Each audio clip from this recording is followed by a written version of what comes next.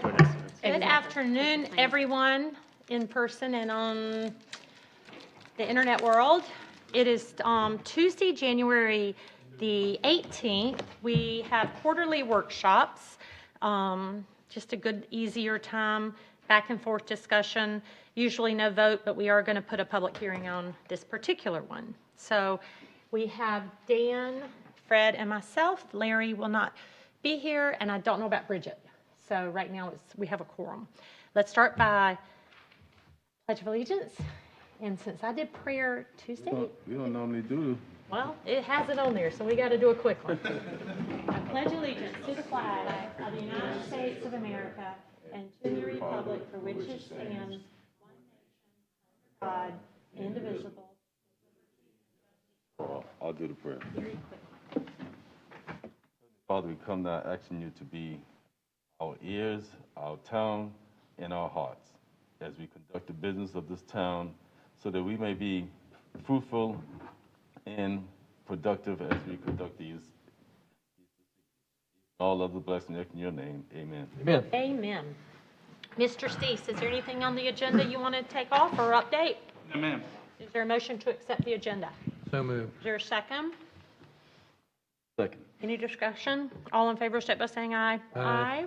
All opposed? Any opposed? That's 3-0, and we are moving forward. We have one item that could not make it on our regular agenda because of the number of days. So thank you for putting it on this workshop. Kevin? Yes. All right. So we are here. This is a second and final reading and a public hearing for proposed amendments specifically to Article 5 Design Standards dealing with signs. You heard this at the December meeting, so we're bringing this forward. And it is a public hearing, so I'll let you do your part. We'll do first call for public comment at the public hearing for item number 1, amendment to the Town of Bluffton Code of Ordinances, Chapter 23, Article 5, Section 5.13, Section 5.15.6, and Article 9, Section 9.2. Second call for public comment for this public hearing. Third call for public comment at this public hearing. Public comment is closed and the public hearing is closed. Were there any changes from first to second? Were any changes from first?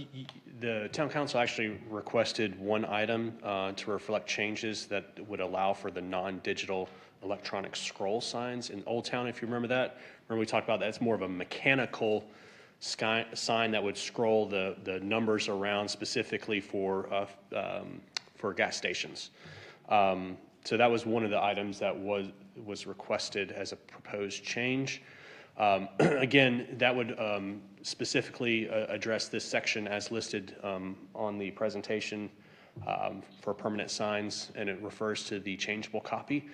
Currently, we allow for the hand change of numbers as opposed to the electronic version of that. Staff recommendation is actually to continue with what was proposed in the first reading and to not allow that. And the reason why is that a couple of the reasons is the proposed text had not been reviewed by the Planning Commission, so that was an item that they had not addressed. It is currently not being requested by any applicants in the historic district. We do have a gas station sign that's being proposed, but it's not for an electronic scroll portion of it. Their proposed sign is for the manual change of that sign, and this is something that, if you so choose, we can bring it forward when we do our annual updates. If it's something that Town Council really wants, we can bring that forward in that request. I just want to kind of provide some examples just so you can see what we're referring to. One example for Nickel Pumper, their sign, where they manually change that out. It's very small. The sign itself is very small. It's only about approximately 16 square feet. So the amount of signage that's used towards the actual lettering for the numbers is very small. And then you can see the proposed sign for the Texaco that's going to be going in. Those are hand change. So they're not even proposing to do the mechanical change that is being requested. And that requirement only applies towards gas stations. So at this time, it's the staff recommendation to just continue moving forward with the information as submitted by staff.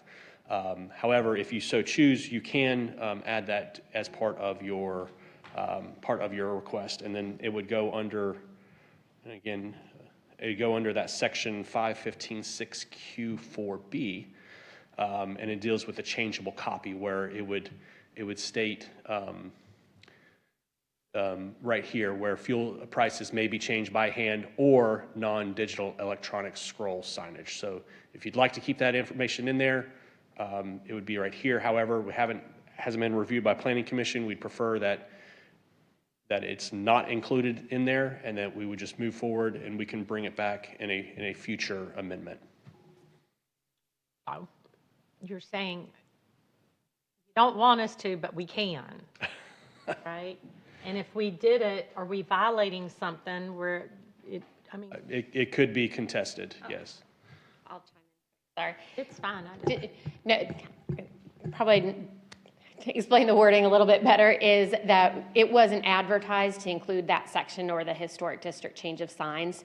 So to make sure that we meet all the public advertisement and notice, that we noticed that at the prior to Planning Commission public hearing, because that was something that wasn't part of the Planning Commission public hearing notice. Sorry, go ahead, Fred. Staff input on not going with a non-digital electronic stroll. What is staff feeling on that? Why do you feel? From specifically in the historic district, that it's not necessary. As you can see, again, with the issues of the fact that it wasn't properly noticed, the actual size of these signs are very small, and the actual lettering itself is on ground level. So an individual can easily go out there as opposed to a sign that may be taller and have difficulty of getting up to actually change those signs. That was one of the big factors. Also the fact that we don't have anyone that is requesting that at this time. That's not necessary. It's not, hasn't been brought forward to us. I was just going to ask, so if we went it as recommended and then you bring it back after the Planning Commission, it's larger than a text amendment, I'm assuming? No, sorry, two of us up here, I don't mean to be awkward chiming in, but it is a text amendment to the UDO. So, but as you recall, when we do our initial advertisement, we try to be very specific so that the public knows what we are proposing to change in the UDO. So this was not one of those sections that was part of that initial advertisement and public notice. Of Planning Commission. Of Planning Commission, okay. Correct, because there's the Planning Commission public hearing whenever our procedures also, whenever it addresses anything in the historic district, we've also procedurally, respectfully request input from the Historic Preservation Commission. And although what Kevin's talking about, there may not be the, it may not be used, it may not be applicable, but it also may be. We don't know at this point, because like I said, that wasn't part of the original notice. So we can certainly look forward. So at council, now we know if we bring something up like that, if you would have told us then, it never would have been even in our motion. Correct. So that's what typically we do. We go back, and some changes you can do. It depends, again, it just depends largely on how that public notice was handled, how that staff report was presented. So the conservative approach would be, and the legally justifiable approach would be to go back, ask for input from the Planning Commission, make it clear that there's proposed changes to signs in that historic district. All right, so there's the Planning Commission. This change is made, I'm going to speculate, and then it comes back to council, and it would only still require one reading. It has to go back to two. And what Kevin was referring to is what staff is proposing as we move forward is you'll see on you've seen on your agenda, there's lots of different UDO text amendments that come forward to you. And so we've got first reading, second reading, and things going on. We're proposing to package those up in a more organized way. For example, like once a year. Obviously things take priority and we may need to shift, but these changes, more of these housekeeping changes, to bring them to you in one package on an annual basis. So that's what we proposed to include that in the big package. I think it was just a conversation with Larry that it seemed to make sense just to do, why do we separate? I mean, I remember that, and I wasn't on one side of the fence or other. So are y'all okay with that? Just to them have a, so is there a new motion that's going to be different from the first reading? Can we do that? Well, it would just be that you would be approving the sections, this was based off of the first reading. Okay, because the first reading had that listed in there, or was that just a note for you to? That was a note. Okay. Yeah.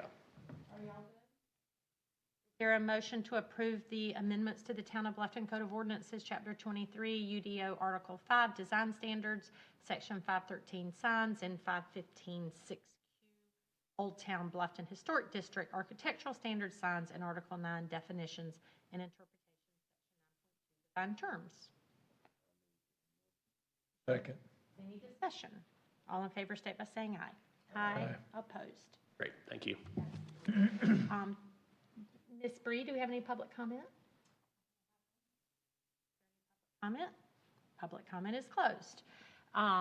Workshop. Who's up? Who's Adam? Oh, is Adam joining us remotely? So this is a presentation of the Town of Bluffton community-wide survey results before everybody gets on Nextdoor. If you're looking from outside, I should have been clear in my article. We didn't call everyone, and there wasn't a link for everyone to get to. It was a professional company that gave us true statistics on what they'd like to see to get a real sampling of our community. And so you may have been called. I wasn't called. I just want to clarify that. But I am excited. I know Dan's been asking for this for a while, and we're excited to hear from Adam. Even while he's pulling it up, are we back and forth comments, or is this more of just a presentation? So he has it set up. We sent the presentation out to you just so you'd have a chance to look through it before tonight if you wanted to. He's going to kind of go through the first about 10 slides and talk about some of the background info that is in there so you can see the demographic breakdowns. Then after that, he's just going to go through the results for each question. And you're more than welcome to stop him at any point in time if you have any clarification or questions you want to ask about that. So it is more of a back and forth as he goes through the presentation. You're up.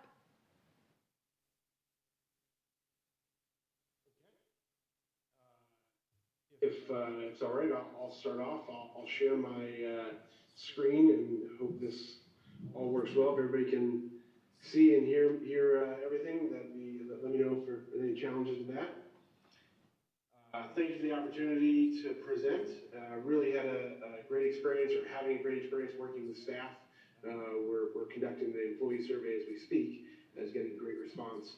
So I'll get right into the survey itself, and like was said, we're going to go through the first set of slides just to give you the context, and then I'll move quickly through the results. Just to give you some sense, we were very inclusive in this survey to make sure we were fully representative of the community. Included Spanish as an option, which 4% of your community chose to take in Spanish.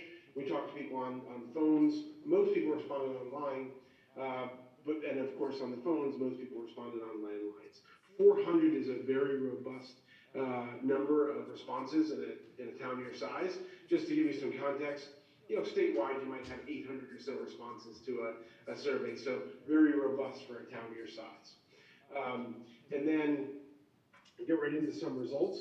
We ask an open-ended question to get a sense of what people are thinking, what's the top concern of their mind. And you can see a theme that we'll see throughout the survey is development and population and concern over growth is something. What I will say also is that this isn't a 50-60% issue, because there's other things that are listed here, and quite frankly, people could have chosen more than one, but this is certainly something that is a theme we'll see. People do have concern over growth in the community. And these other things, obviously, we never dismiss anything people say, roads and transportation and things like that. So right into it, 61% say Bluffton is generally headed in the right direction versus the wrong direction. A couple things here. This is not an academic exercise. So we're Americans, and we don't agree on almost anything. So with 60%, 61% agreeing that you're on the right track, that's actually a very big number, especially in comparison to some of the other communities similarly situated throughout the country. It's a strong number. Certainly, as you track over time, I expect you'd want to see those numbers go up. But the other thing we look at here is the delta between the people who say wrong direction versus right direction. You're 2 to 1, more than 2 to 1, saying right direction. Very strong. I also want to point out the unsure, which you'll see throughout. There's always going to be people who don't have context for this, right? I go to work, I take my kids to soccer, we go to church. I really don't know what's happening in town. And that might be disappointing to some of us who really are civically involved, but the reality is there's always going to be a group of people who just don't have context, and that's where so let's look at the way we break down the numbers in demographically. And this is all throughout the presentation, but I'm going to largely skip it for time purposes, but it's there, and I want to make sure everybody can read it appropriately. So we look at this question based upon gender, based upon age category, and then based upon ethnicity here. So you can see there might be some nuances with some people in the 50 to 64 category who are a little bit less happy or a little feel that there's more of a wrong direction happening. And among, let's say, white respondents or something like that, you might see some nuanced differences here. But worth looking at and seeing if there's a specific community that you want to address that you think needs some additional outreach.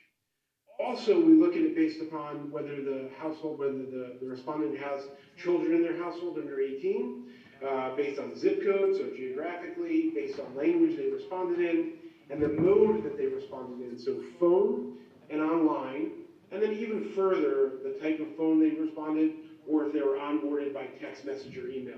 Sometimes we see pretty big differences, wild differences in here. We really don't see big differences, but sometimes we do. Sometimes people are a little bit more honest in the online environment, and we can discover that there's maybe a challenge that we need to address.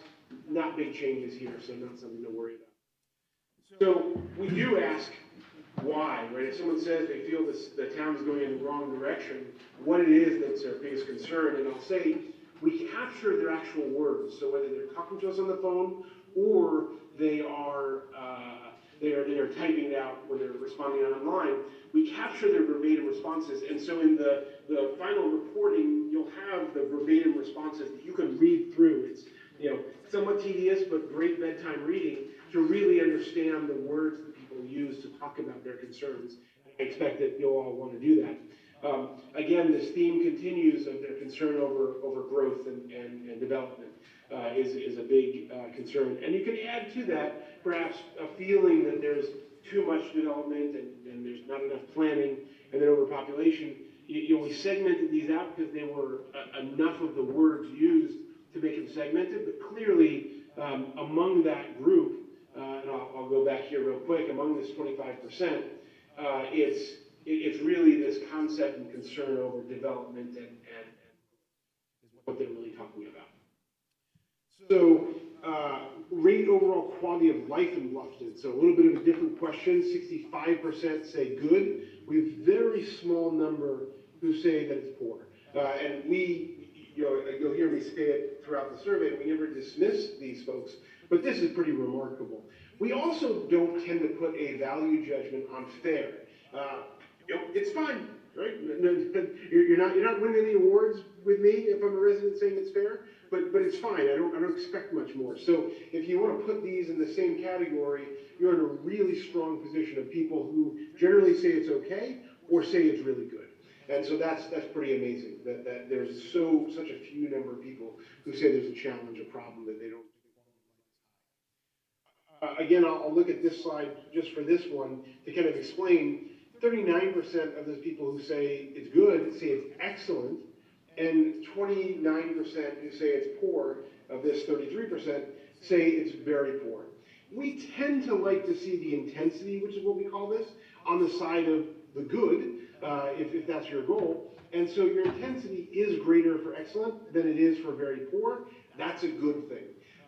We tend to kind of equate this perhaps, let's say, to a ballot measure or a tax measure. You always want to have the intensity on your side. Here you have it. That's a positive thing.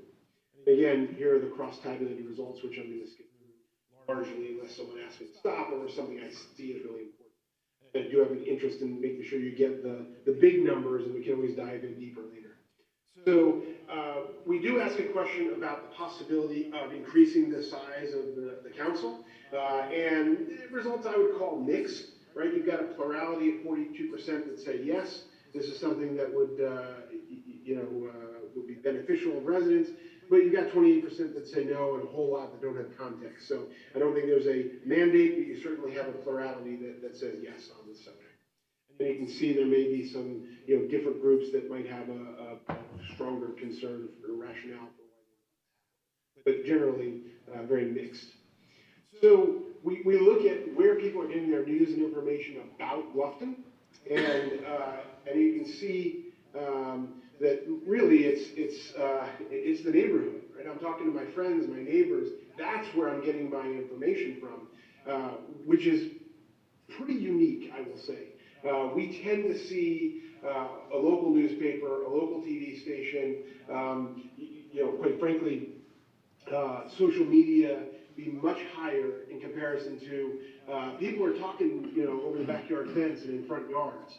And so it's kind of a cool thing to see, but it's a challenge for your public information staff to figure out how to get that information out, because that's where most people are talking. You got to almost, have a lot more, one-on-one kind of conversations. But you can see the other places people are looking for news on Bluffton, and of course they were able to select more than one.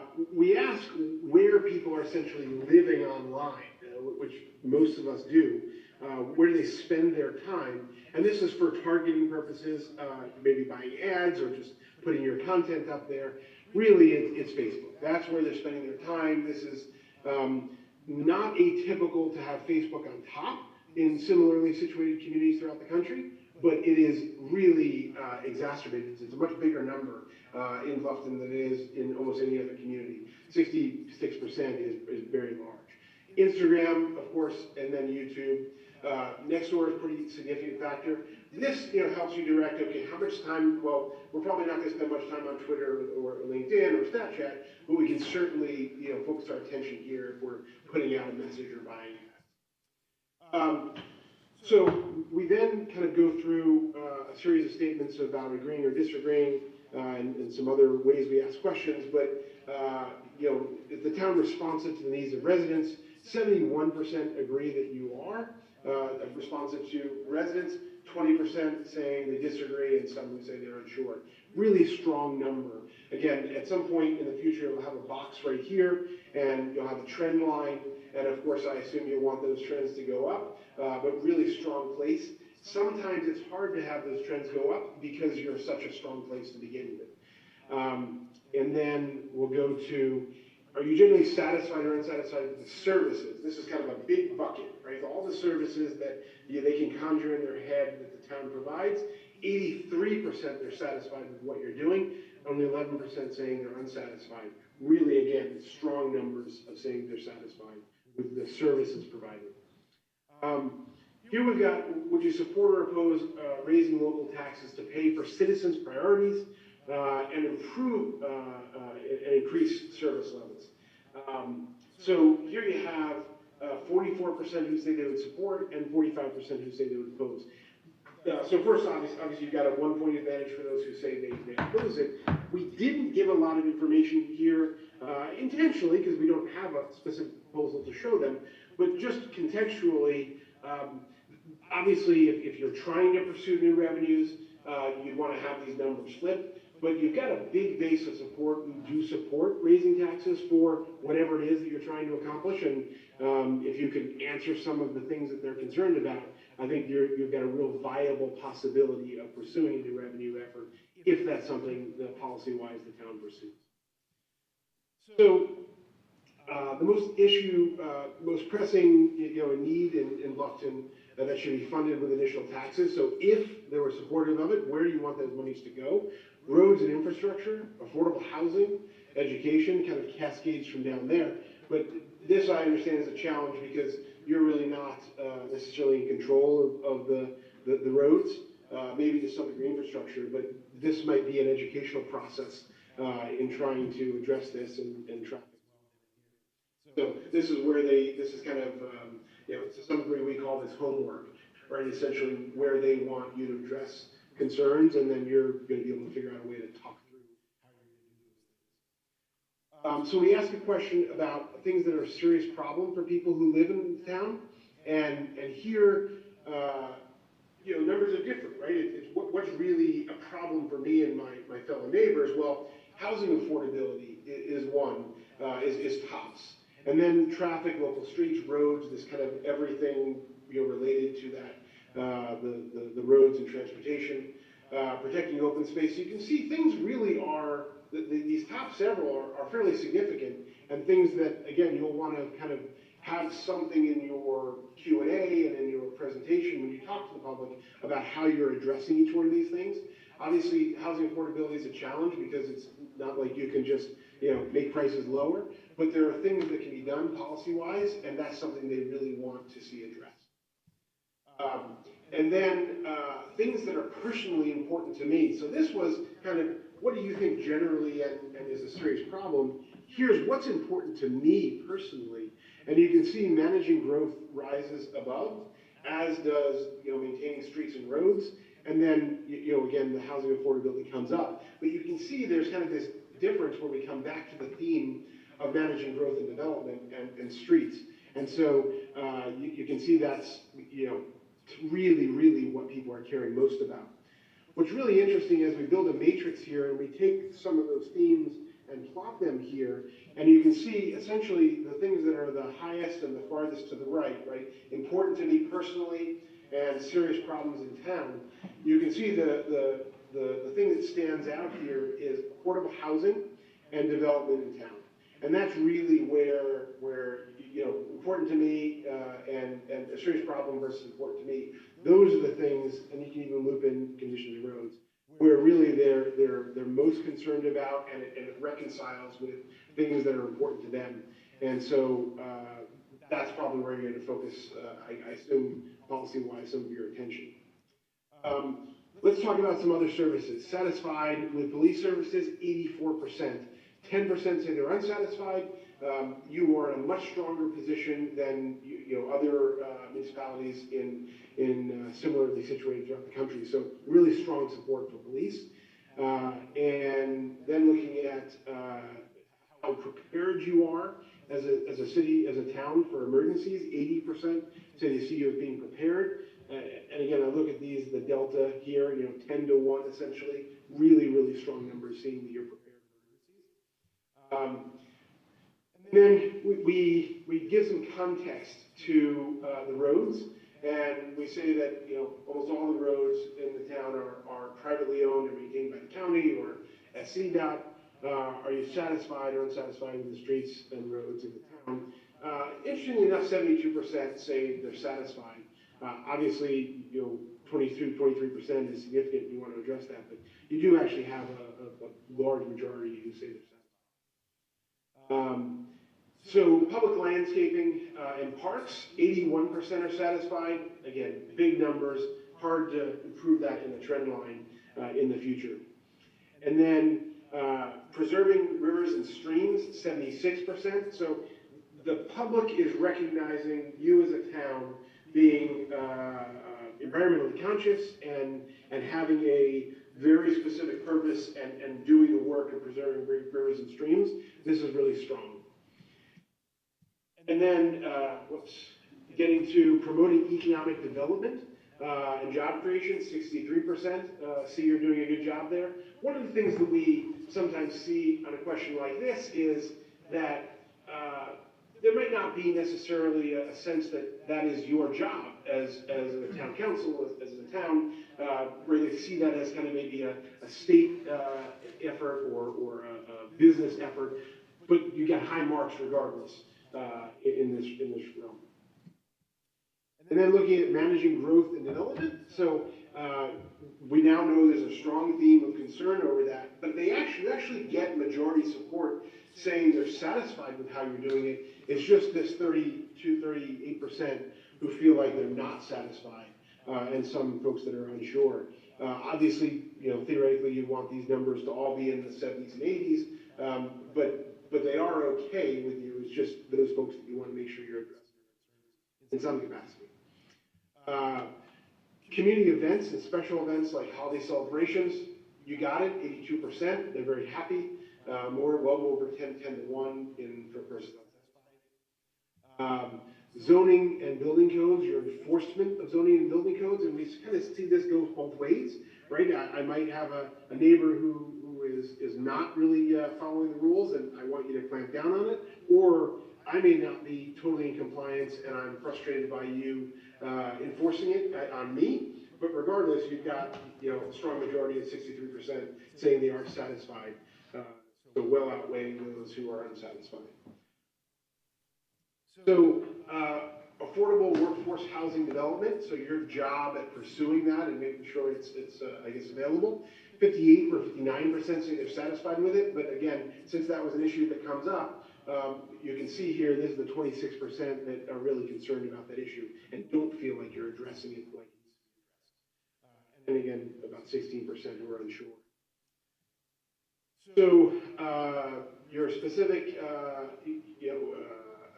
issues and events, how you communicate with the public about incidents and things that are coming up in the town. 74% are real happy with how you do that. Always room for improvement, but you've got a strong communication base now of how you're doing it, and you can always improve upon that. That's great. Provide services like building permits, reporting concerns, or accessing important information. So this is the technology side of what you do. Are you in a place where you're doing it well? 66%, almost 2/3, saying they're satisfied with how you use technology for those several things that you might want to do online. Pretty darn happy. Again, 22%, as you can imagine, I just don't do it. I haven't needed those services, so I'm not going to have context for that. Too much, too little, or just about the right amount of development. There's too much at 45%, or 49% to say just about right, too little. So you've actually got majority saying just about right or too little. A sizable majority, about 55%. But you do have this 45%, a bigger kind of naysayer group, or a group that say I don't want more.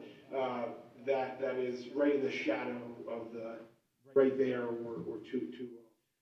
So really kind of mixed numbers, I would say.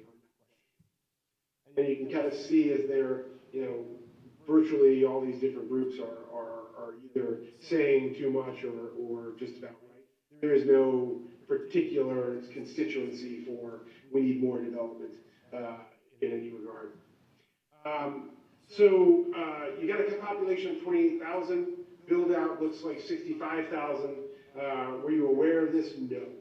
Majority says this is not, on our radar, that the town build out looks like that. It's 53% were not aware of this. And so that, I think, of course, I assume is a communication effort that you'll want to start explaining as you go down the road towards that. So specifically residential development, looking at that, we've got too much at 28%, but there's probably a recognition here that housing affordability might come hand in hand with housing stock and availability. So 58% say just about right, but you've got another 11% that say too little. So there is a recognition that more housing is coming, and that there will be value in having more available residential.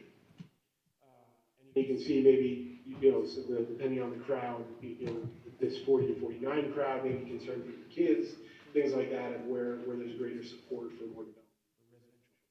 Looking specifically at commercial development, 64% say it's just about right, but you do have 13 or 12% say it's too little. So you add those together, and you've got well over 70% looking at the desire to have more, or we're okay, or we can have more commercial development. And then specifically the police presence. Is there just about right amount of police presence or vehicle patrol?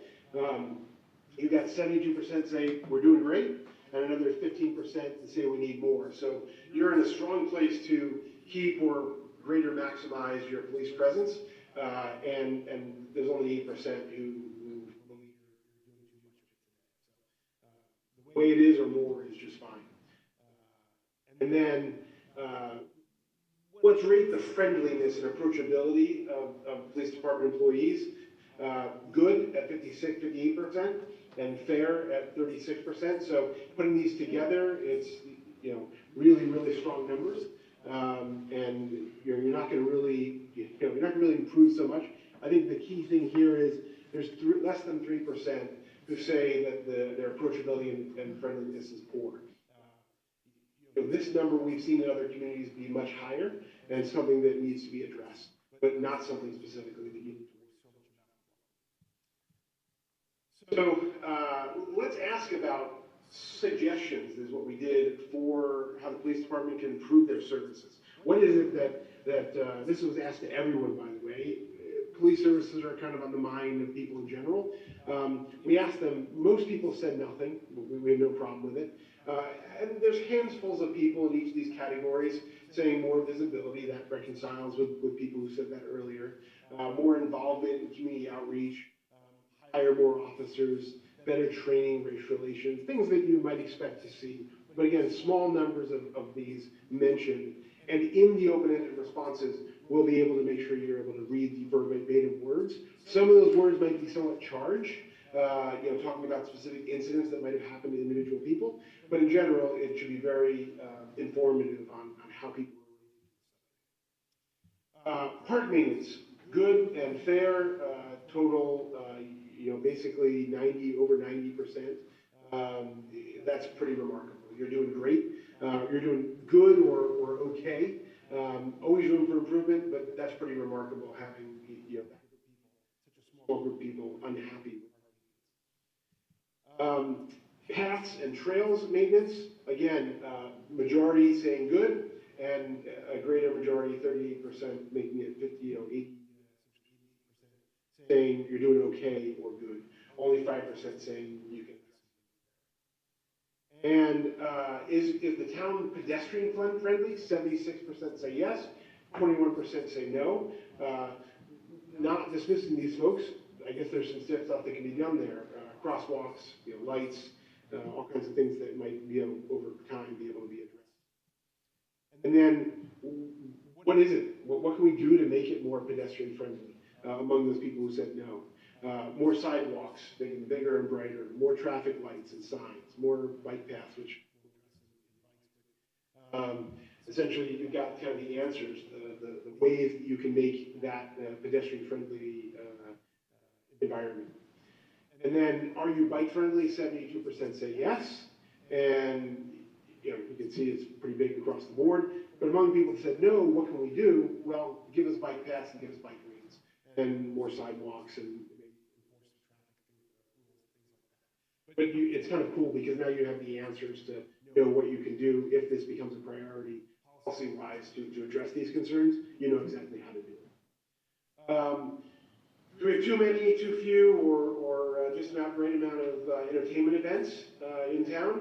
71% say we're spot on, we're good, and 13% too few. So if you want to augment that a little bit, you might be in a good place. Only 8% saying there's too many. And you can see nothing really specific. Keep in mind, and I'll show you in a minute, but some of these groups are smaller, like multiracial. One person could really influence those numbers pretty significantly. So we asked a very specific question about a very specific tax, asking if they would support extending it essentially, or pass another one for the penny referendum of 1%, and you've got 63% support today. We gave them all the basic information of how much is it raised and where the money went to and where the money goes to, and you got support for it. So we don't always see this show up, but I think it's partly due to the fact that they've got full context of where the monies are supposed to be spent. And potentially knowing that there's kind of a theme of concern over roads and transportation in the community, that the monies are going to go address those concerns. You can see one thing I will point out here is the definitely yeses are actually outweighed by the definitely no's, even though the no's are only 25% here. It is a, intensity on the side of, even though the majority is well within.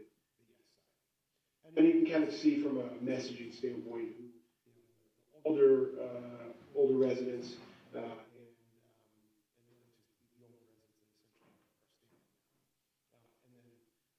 folks who have no children in the home also considered to be. So here's your profile of your community, of who's lived there and how long. So you've got, essentially people who've lived in town for a pretty long time or extended periods of time is who is your constituency. And obviously with growth, those numbers will change.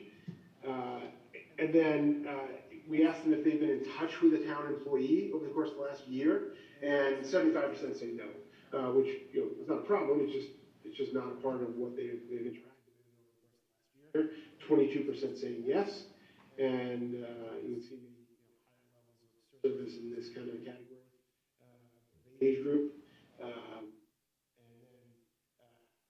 Among those people, how do you rate the interaction? 74% say good.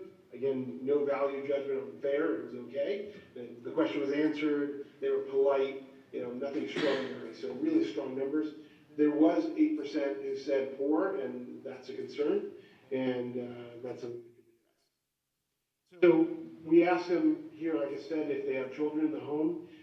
Boy, 41% having children in the home is really significantly larger than a lot of other similarly situated communities. And so you've got a unique situation of having a very large population of households with children. And that can certainly help guide your programming and your services and things like that. But you're definitely in a place where your service is needed for young people. And then we made sure that we matched largely the demographic of ethnicity in town. So you can see, here's the census numbers, here's our numbers. Very, essentially match the group very, very closely within a percentage point or two to make sure that we are fully representative of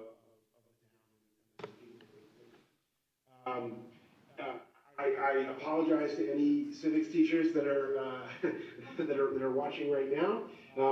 Most people don't want to serve on a town committee or commission. I'm sorry. Those among us in the world who have done this have found it very rewarding, but I apologize. They're focused on other things. So that's that.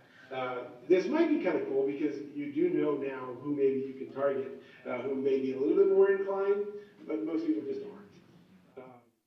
And then here, just so you know, again, is your demographics of the gender breakdown, age breakdown, per children in home, the people who live in the two different postal codes, the language differences in taking the survey, and then how the surveys were completed by mode, and then of course your ethnicity as well.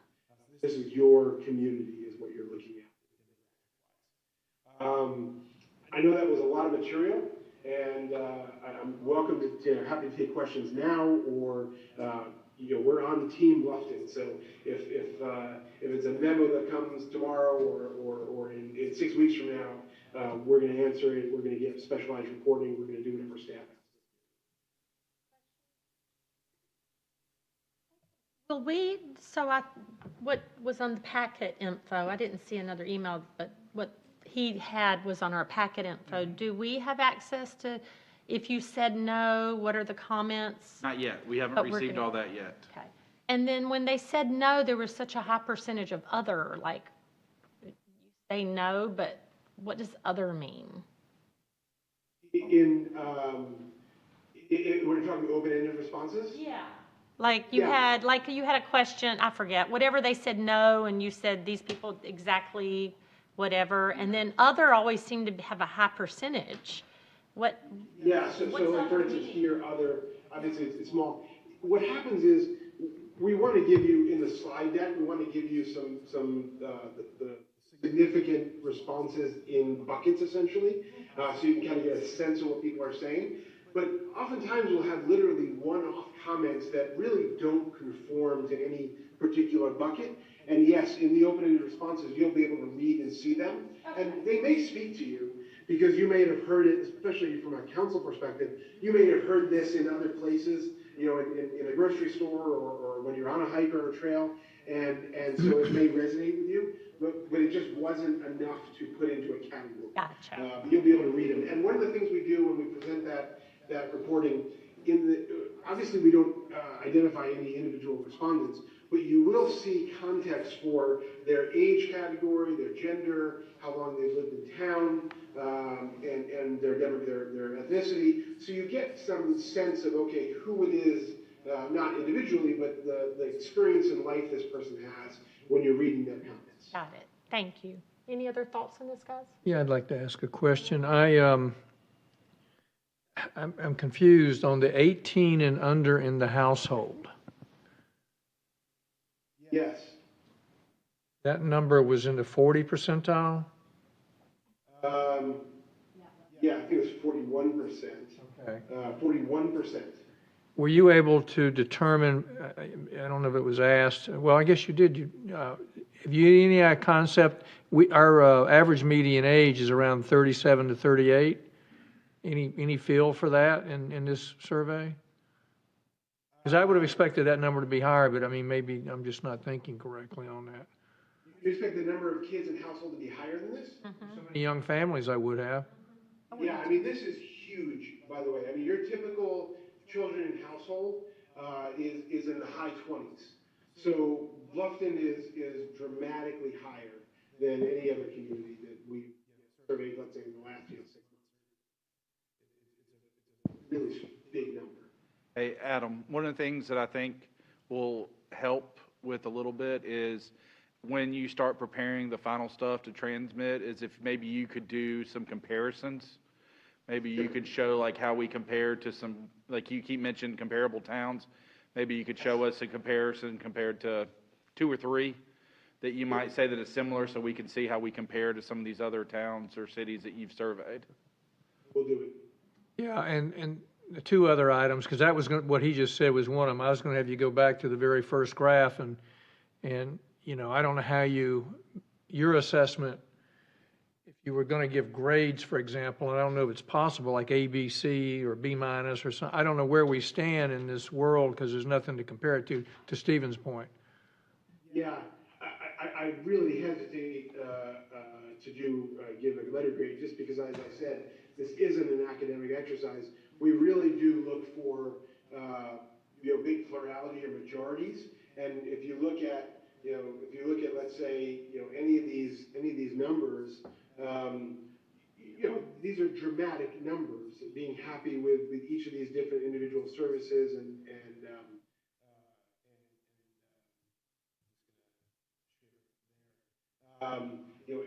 any of these things, people are with this delta, being 3 to 1 essentially, being satisfied with things like economic development. Those are big numbers. I'll add per staff recommendation. I'll add context, but there is 81% is off the charts. 76% is huge.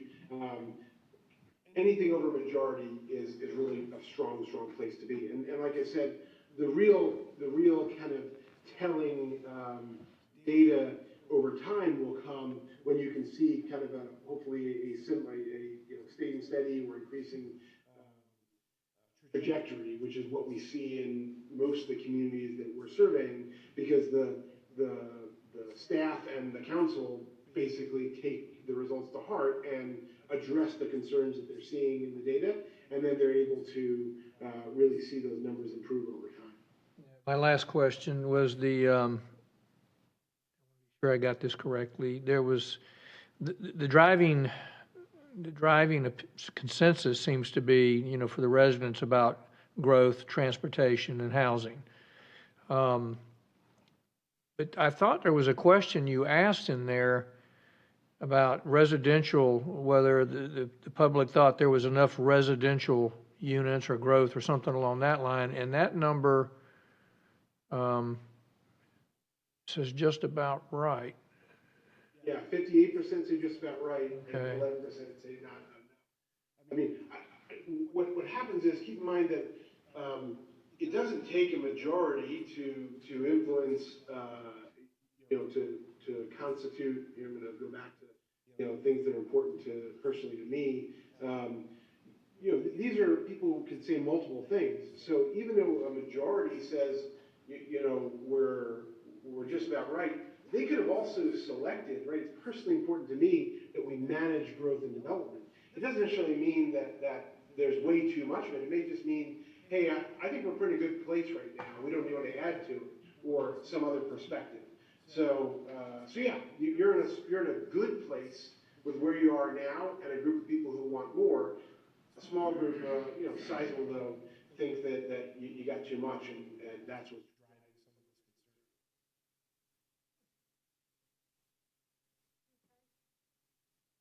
concern. Anything else? Staff, I guess y'all talked to them. Anyone? Audience have questions? Thank you. We look forward to seeing the report. And what is that timing? He's still doing the survey, he said? Or he's doing the townwide, the staff survey? He's doing staff survey right now. I would hope you could get all of staff. We don't have thousands. So is the goal to call them all or email, or what is your program on that?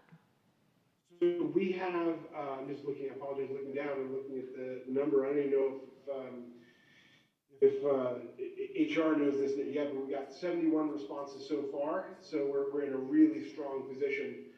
Yes, we're emailing all staff, and depending on where we are with a reminder, which will go out by the next 24 hours, we may initiate other contact as well to encourage them to respond, which is totally confidential. There is no, the management, no one ever sees where those responses came from, or who they came from. So really encourage staff to respond to the. Okay. I think the email actually only went out Wednesday or Thursday last week. And we have 100 and how many? What do we have in staff? Those are FTEs. We have some attrition, so it's like 120. 120. Okay, great. Okay, thank you. Keep working. Thank you. All right. You have a plane that keeps going up behind you. Where are you? Oh, right now I'm in Newport Beach, California. We've got offices in DC and San Francisco, and luckily I get to be in Newport Beach today. Wonderful. I was watching the whole time, no police presence in the traffic. Yeah, I don't see any police, or I don't see red lights. It just so happens this is the safest community in the country. That's a great one. Thank you. Thank I you. don't know, I thought we took off update, but I think we just had one on there, and that was the one for the police. Reflection Garden, right, Because okay. y'all haven't received anything official on that, just an update email for me. Right. So with us wanting to break ground and move forward and getting the donation, we wanted to have an update on that one for council. Up on that. Aha. You haven't been here in a while. Right. You've been creative in your I little. wouldn't be here tonight, but Kim came down with COVID this morning. Tim did? Yes. Oh, my goodness gracious. Tommy, stay away from him. Huh? I told Tommy to stay away from you. I'm here tonight to give you an update on some select CIP projects, and it sounds like you just want to deal with the LEC area, so we can do that. I have a list of other projects. It's an overview of what projects will be going under construction for the remainder of this fiscal year, so we can go either way on that. Make sure we could get that too. It's in here. Oh, good. I just, So, the LEC, we finished construction on the original scope of work. Now, during the course of construction, we came up with some suggestions for additional things that could go on out there. And one of them was a reflection plaza, a place for law enforcement and personnel to relax and reflect and regroup. The concept for the plaza is a concrete patio, a grill, a fire pit, landscaping, and site furnishings We're currently looking at 2 design concepts, and we'd like to get your input. And our proposed budget is $75,000. Reflection Plaza is located on the northwest corner of the existing law enforcement center. That's inside the gated area where the new parking is. It's on the, it's north of the Sallyport area. This is one of the designs that we're looking at. It has, really the difference here is it has a fire table instead of a fire pit. I will go through these concepts. There's 2 of them, and then we'll have a little discussion on it, possible, because I know Chief Price has some ideas already. Probably, can you see the cursor? Where I have it right now is a big grill, is a good-sized grill with 42-inch grill with cabinets on either side. That's the fire table. And then there's tables and chairs. There's also behind this grill a little decorative screen panel that screens this area from the parking lot that's further to the west. These are some of those components. You can see the fire table at the top of the sheet. And the shade sails, that's something I didn't mention also. This is on the western side of the building. Very tough environment. So I think the shade's going to be important. There's the top of the sheet of this one is the kind of the design of the grill, and then there's some components down at the bottom. The 3 images. The one on the left is trying to show that screen panel, that decorative screen panel, chairs, Adirondack chairs, and just a table and chairs. The second concept is just basically, instead of a fire table, it's a fire pit. It's a masonry fire pit that's built on site. That's a larger piece, so that would force the grill to be more on the north side of the space. So it kind of takes up a little bit more space, a little bit less room for tables and chairs. But again, the same concept with shade sails. Same components. The only difference I can see is the location of the grill and whether it's a fire table versus fire pit. So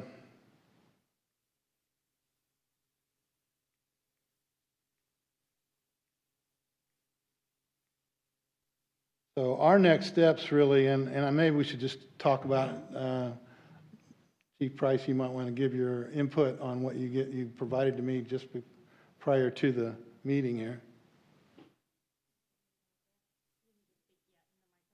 And is the fire pit and fire table the same height? Yeah, they'd probably be 18 to 24 inches height. So it just gives more space for tables and chairs. We wanted to say her name and address. Stephanie Price, 101 Progressive Street. Okay, so thank you very much for having me up here to talk about this. I did an informal poll. I got the concept drawings today, so I did an informal poll of staff, Probably not going to be out there using it unless they invite me to come out there. One thing that they did mention that they'd love to have is like a long table with seats with back, maybe not necessarily a picnic, but a communal table where they could all share the meal that they grilled.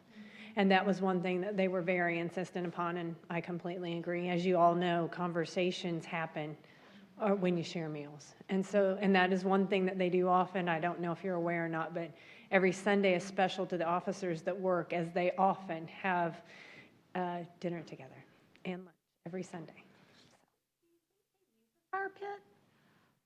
They weren't really interested in the fire pit. They were really interested in the grill, very interested in the grill, and they were very interested in some sort of long table with that heavy-duty seating so they wouldn't have to bring it in every time the wind blows, of course, because we don't have time to do that. But they were very interested in a grill, very interested in the long seating. So I'll ask you to consider that, please. Thank you. I was kind of thinking that too. The round fire pit just looks like we built a place with a fire pit, and who's going to build a fire?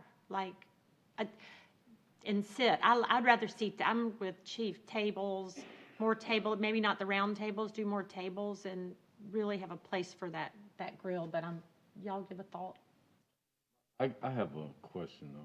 Is this for that's on their shift, would they use the space while they're on shift?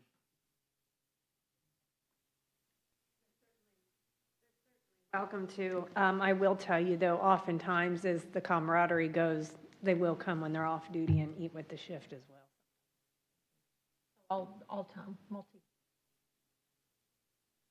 thoughts on the two layouts and the added from chief? Well, I was going to ask, did you ask the staff, and you did, and so I think that's the preeminent, or, decision from my perspective. I would say regarding the other fire, what did you call it? Wasn't it a fire pit? Fire what? Table? Table. So that's the kind of thing that could always be added at a different time, the scale of it, if so desired. So I would kind of weigh my response to what the chief was saying. I don't think they need a fire table nor a fire pit. Can you look, I would think it's less money if you looked at heavier, probably equal actually, heavier like tables that'll stay there. And maybe Adirondack chairs too, if they're just sitting, but around the grill. But I think the round table for 4 just doesn't do much. It almost separates 4 from the group, and the more communal tables brings all of us together, is my thought, and I'm glad that they said that, because The point to that, I think it's this curse on us that Stephen brought cold weather to us, but we normally we normally don't have that many cold days to just start around a fire table or fire pit. But we don't want to mess with your creativity, because you're really good at these things, like really, really great. That's the program we started out with. Yeah. What we need is what they really want. If What they want, what they'll use. Okay. So longer communal tables, definitely the grill. Nice grill. Adirondack chairs, a nice grill. And I love the covering for the sun. I wish we did Shade that at more of sails. our parks. I love those shade sails. The grill is what's actually going to be, is going to be dedicated Right. to the officer. So that was the main purpose, was to house the grill. But I agree. I think with what council said, we can work towards that and make sure we get something that reflects the officer's input and council's desire on that easy. Move that grill over toward that long corner in, then you have more room for the tables, rather than, I see them grilling and they stand that. But you can design it. Okay. Great. Groundbreaking February soon. Well, I'm gonna change that to March, just because we're not Oh, no. through design yet. Okay, well, hurry up. Is that okay? Still can finish it, I think, by May. Thank you very much. Okay, let me go to the next one. Obstacle course. That's another thing that we had in the original design. We ended up putting a storage shed out there that kind of took up the space of the obstacle course area. So now they'd like to see an area dedicated for an obstacle course for training, for the police academy and maintain readiness. And as far as CIP, the project would include additional fencing, brick columns, landscaping, lighting, a gate, and the other elements would be provided by the police department within their budget. They have some of their own features.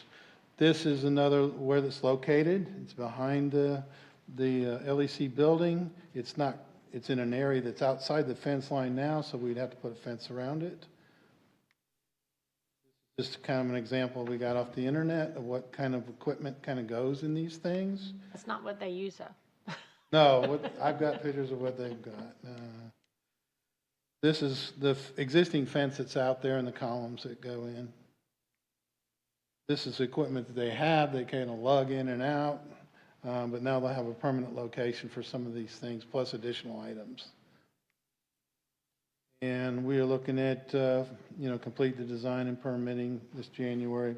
We're going to have to post a solicitation for this, so we'll be looking for approval in March, and we'll start construction in April. Great. So, Okay. Stephen, there's this whole list of projects and of things that are going to be going under construction in the next 5 months. Do we need to go through these, or you want to cut it off? I do want to talk about one, yes. Quickly, because I got to get out of here in 10 minutes. Okay, The sewer project that, Phase 5 BIS? yes, Okay, we had to basically fire that contractor. He wasn't performing. He was DOT, Beaufort Jasper Water Sewer Authority. Nobody was happy with him, so we kind of had to take a step back, and now we're looking at the scope of work that needs to be completed to finish the project. And we'll put out a solicitation probably in February or March, and we'll start back up in April to finish it. not a good plan for me. We knew this contract was stopped 3 months ago. Part of the issue with that is it has got federal funds in it, and it requires the federal government to review everything that's been done and also review what we're preparing to go back out to bid. And we can't, the federal government is what's slowing the process down to go back out to bid. Because of the firing of the one, they went through that process. We went through that process Right. before, and whoever we picked got fired, right? By Beaufort Jasper or by us?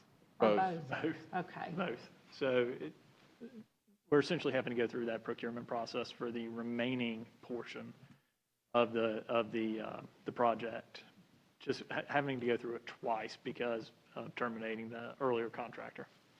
We're not going to lose our low-cog funds, so are we? Our CDBG funds, do we have a No. risk of losing them because it's so delayed? Now, they're aware, we've been keeping them aware of our schedule and what we're doing. Matter of fact, we're meeting with Beaufort Jasper Water Sewer Authority tomorrow to determine the exact scope of work that was constructed that they will accept, so we can determine the scope to put out a solicitation for a new contractor. Happening tomorrow. One other thing, and I'll stop.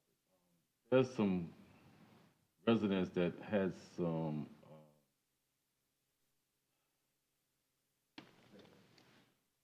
hard grade and cable issues because of the contractor had wires on top of the ground. Have anyone went out there and made sure that that was resolved? I'm not aware of that one. I can talk to the project manager. I'll let him know that they're still concerned about communication cables. Okay. Let me talk to Mark about that. Thank you. Thank you. Thank you very much. A lot of work, and I know we're going to get through it, and then we'll have strategic plan, and y'all will confine us to being a little smarter on how much we give you. Anything else for the good of anyone? Is there a motion to adjourn? We're done. Thank you all very much.